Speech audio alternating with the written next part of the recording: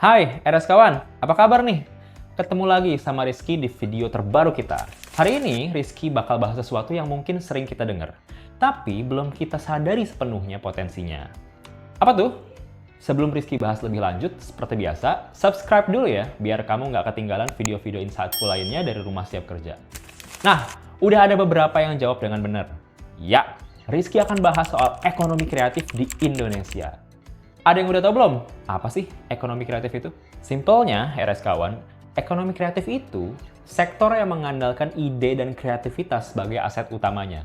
Mulai dari film, musik, seni rupa, sampai kuliner, semuanya termasuk ke dalam ekonomi kreatif. Tapi, RS kawan setuju nggak sih kalau sektor ini seringkali masih kurang dapat apresiasi yang layak kalau dibandingin sama industri lainnya? Padahal, ekonomi kreatif punya potensi yang besar banget untuk berkontribusi pada perkembangan ekonomi negara kita. Industri ini bukan cuma soal hiburan atau estetika, tapi juga menciptakan lapangan kerja, mendorong inovasi, dan memperkuat identitas budaya kita. Nah, sekarang coba kita lihat lebih dekat. Bagaimana sebenarnya keadaan ekonomi kreatif di Indonesia saat ini? Meskipun masih banyak tantangan yang dihadapi, kita nggak bisa mengabaikan pertumbuhan dan potensi yang kita miliki. Menurut data terbaru nih, kontribusi ekonomi kreatif terhadap PDB Indonesia terus meningkat setiap tahunnya.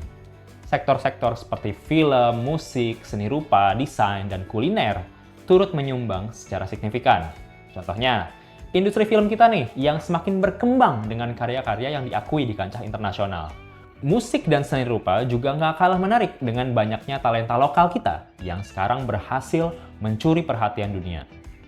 Dari sektor lapangan pekerjaan, pertumbuhan ekonomi kreatif di Indonesia cukup menyumbang angka yang signifikan juga dalam pertumbuhannya. Dengan terdapat lebih dari 22 juta pekerja di sektor kreatif, diperkirakan sektor ekonomi kreatif ini berkontribusi sebesar 6,54% terhadap PDB nasional. Sayangnya, di balik semua kesuksesan ini, para pelaku ekonomi kreatif ternyata masih menghadapi berbagai tantangan, mulai dari kurangnya dukungan dari pemerintah, stereotip bahwa pekerjaan di industri kreatif kurang menghasilkan, sampai dengan kesulitan dalam mengakses modal dan pasar yang lebih luas. Semua ini jadi hambatan yang perlu diatasi supaya potensi ekonomi kreatif bisa benar-benar dimaksimalkan. Tapi, tunggu dulu, kita juga nggak boleh melupakan peluang besar yang ada di depan mata. Dengan perkembangan teknologi dan era digital saat ini, ekonomi kreatif memiliki banyak kesempatan untuk tumbuh dan berkembang. Terus gimana ya? Biar kita bisa memanfaatkan peluang ini dan mengatasi tantangan yang ada. Coba kita bahas lebih dalam tentang peluang-peluang besar yang bisa dimanfaatkan oleh para pelaku ekonomi kreatif di Indonesia, serta beberapa langkah nyata untuk mengatasi tantangan yang ada. Pertama, perkembangan teknologi dan internet kasih peluang besar bagi industri kreatif. Platform digital seperti YouTube, Instagram, TikTok, dan marketplace online membuka kesempatan bagi kreator untuk memasarkan karya mereka ke audiens yang lebih luas. Dengan strategi digital marketing yang tepat, produk kreatif bisa dikenal dan diterima oleh pasar global. Kita bisa lihat contohnya dari para konten kreator, desainer grafis, musisi, dan pengusaha kuliner yang berhasil memanfaatkan media sosial untuk mengembangkan bisnis mereka. Mereka mampu loh menarik perhatian gak cuma dari dalam negeri, tetapi juga dari luar negeri. Ini menunjukkan bahwa dengan kreativitas dan inovasi, batasan geografis nggak lagi menjadi penghalang.